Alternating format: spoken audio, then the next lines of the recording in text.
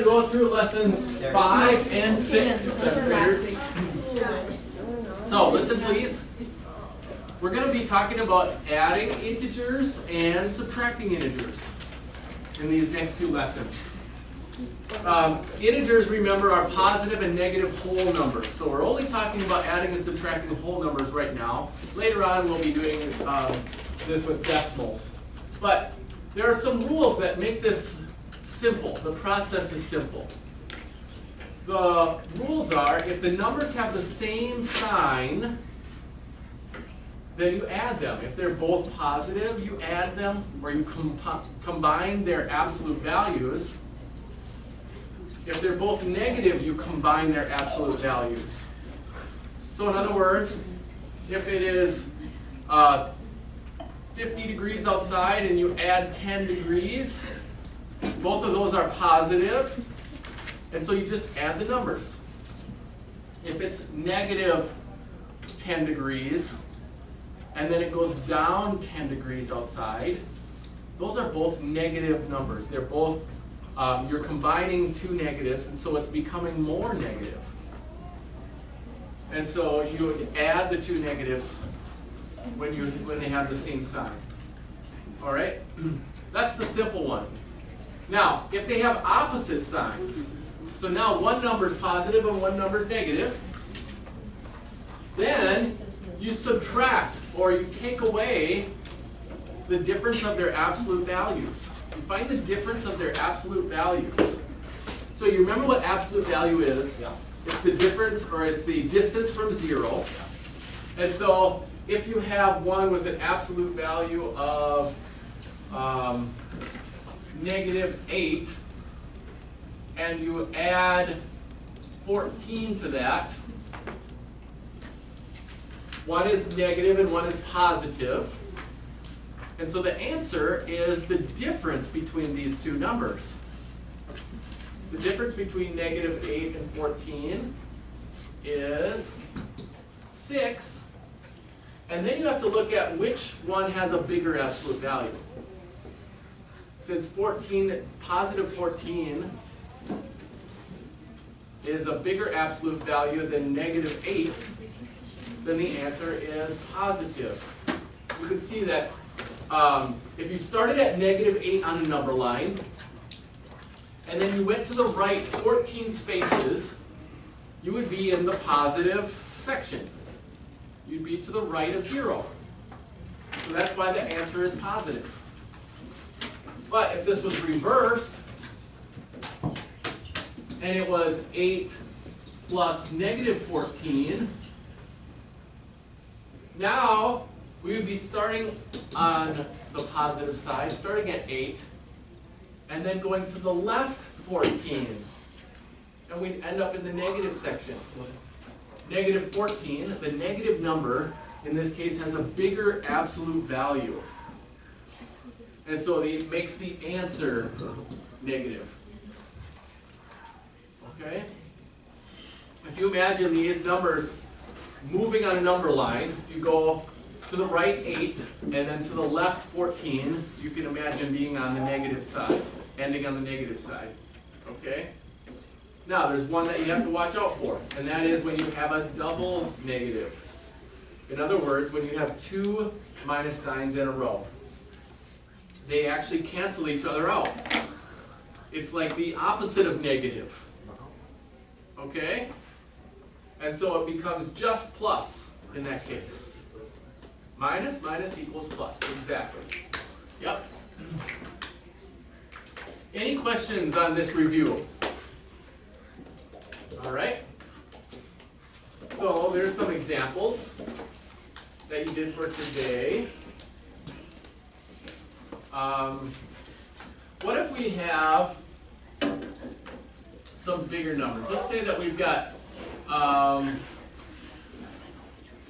112 plus -300.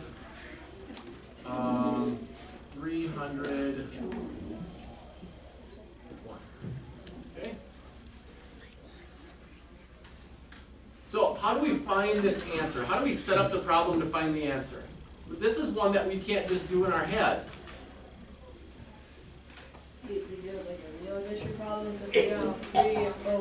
top and 1 above the bottom. Right. Wouldn't it work to just do this? 301, and then that is 1, 1, and then -2.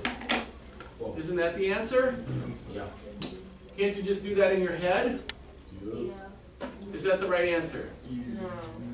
It's not the right answer. Okay? Because you have to find the difference between their absolute values. So you have to set this up so that the bigger absolute value is on the top line and the smaller absolute value is on the bottom line. Does that give you the same answer? Can you just do, oh, since we're doing positive and negative, 1 minus 2 is -1, and 0 minus 1 is -1, and 3 minus 2 is 2. Does that work? No, that doesn't work either. 3. What am I saying? You have to find their difference by treating these as both positive. Okay? This is really important here, so you need to look up here and maybe put this example in your notes. Alright? This is a very common mistake. You have to do the bigger absolute value minus the smaller absolute value, and you have to treat these both like positive numbers to find the difference. So we have to regroup this. We have to go all the way to the hundreds place and break up one of the hundreds and then give that one to the tens place. And then we'd have to break that up and give one of the tens to the ones place. So we have 11 ones. And then find the answer.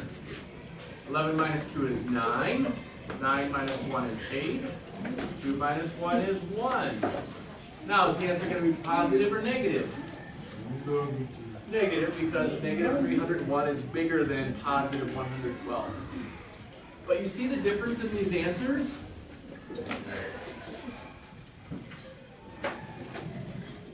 We have to actually do the subtraction. Okay? You have to do the subtraction. When you can't find the answer in your head, when you know you're going to have to do this and work it out, calculate it out, okay? Do the math, then you have to set it up correctly with the bigger number on top, the bigger absolute value on top, and the smaller absolute value on the bottom. Okay? Maya? Which notes should we put? Less than 1.5. Adding positive and negative. Okay? So this is incorrect. Don't do this. You have to put the smaller absolute value on the bottom. Okay? Any questions on this?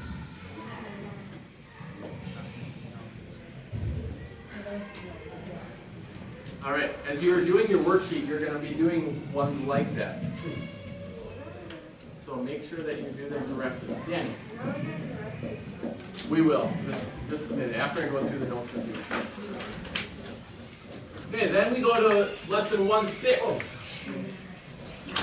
So in lesson 1.6, we are subtracting integers. And one thing that you're going to learn next year in algebra is that the definition of subtraction is to add negative.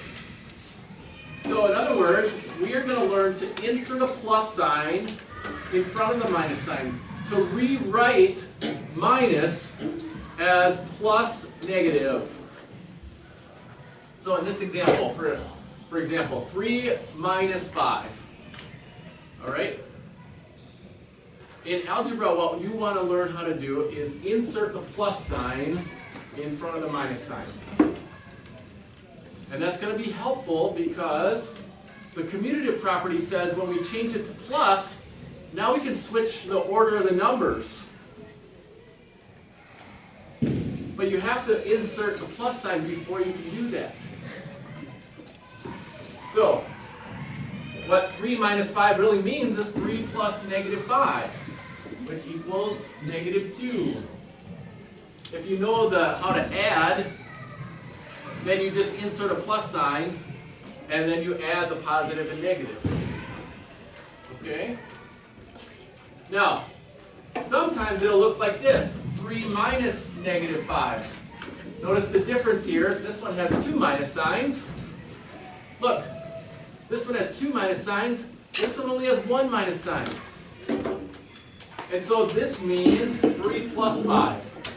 Just like in addition.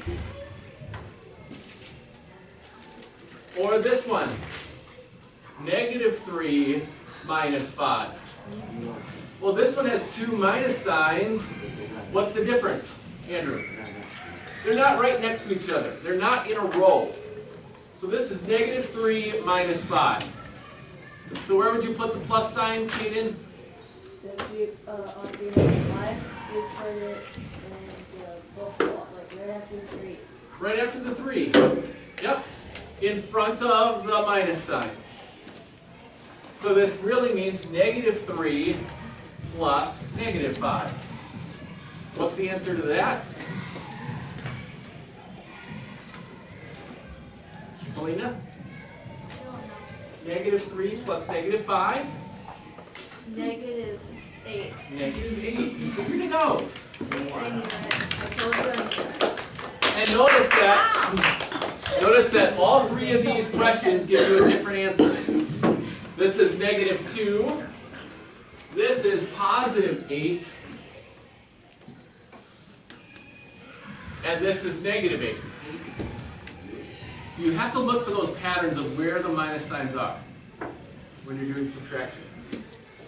Okay? Any questions on this review? All right, so let's go through your assignment.